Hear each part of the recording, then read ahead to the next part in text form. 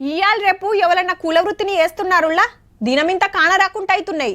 మా లెక్క మా పిల్లలు కావద్దని అమ్మ నాయనలు సుతా పెద్ద పెద్ద చదువులు చదివిస్తున్నారు. రేపటి నాడు చిన్నదో పెద్దదో కొలువు వేసుకొని వాళ్ళ కాళ్ళ మీద వాళ్ళు నిలబడతారని.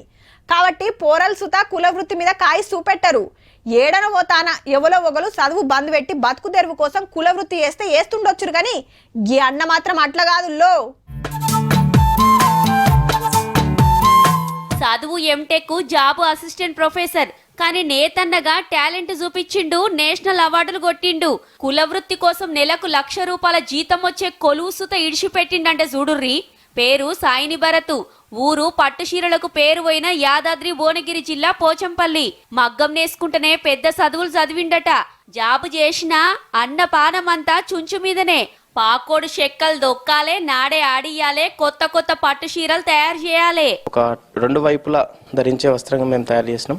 మామూలుగా ఇక్కత్లో ఎట్లా అంటే రెండు వైపులా ఒకటే కలర్ ఒకటే డిజైన్ ఉంటుంది.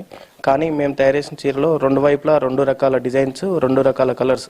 ఇక్కత్ చీరలు 2 దిక్కులు కట్టుకునేటట్టు 2 వైపులా 2 తీర్ల కలర్స్ వస్తట్టు నేసి రికార్డు కొట్టిండు. 2.5 ఏళ్లు కష్టపడ్డాడట ఈ ఒక్క డిజైన్ కోసమే. చీరలే కాదుల్లో బట్ట మీద దేశం కోసం కొట్లాడినోళ్ళు, ఆటగాళ్ళు, బయటి దేశాల లీడర్లు, ఇండియా మ్యాప్ ఇట్లా శాననే నేసిండు. అన్న టాలెంట్ కు బొచ్చడు అవార్డులు వచ్చినాయి. సొంతంగా కార్ఖానా పెట్టి 100 మందికి పనిస్తున్నాడట. ఈ భరత్ భాస్కర్ అనే వాళ్ళు 2 అన్నదమ్ములు.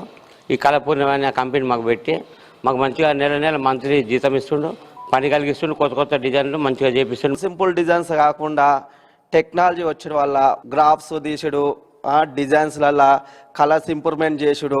తండ్రి అన్న ఇంట్లో అందరు సుత ఇదే పని. కొత్త టెక్నాలజీ తోటి చేనేతకు బలగం పెంచుతున్నారు. ఎంతో కష్టంతో కూడుకున్న పని. ఈ రకంగా గుర్తించి పెట్టుబడితో కూడిన వ్యవహారం కాబట్టి ఆర్థికంగా ఇంకా మరింత చెయ్యి అందిస్తారని. ఇయాల రేపు చేతి వృత్తులను చిన్న చూపు చూస్తున్న యాళ్ళ చేనేతను నమ్ముకొని నేతన్నను నిలబెడుతున్నాడంటే నియంగానే గిరేటబ్బా.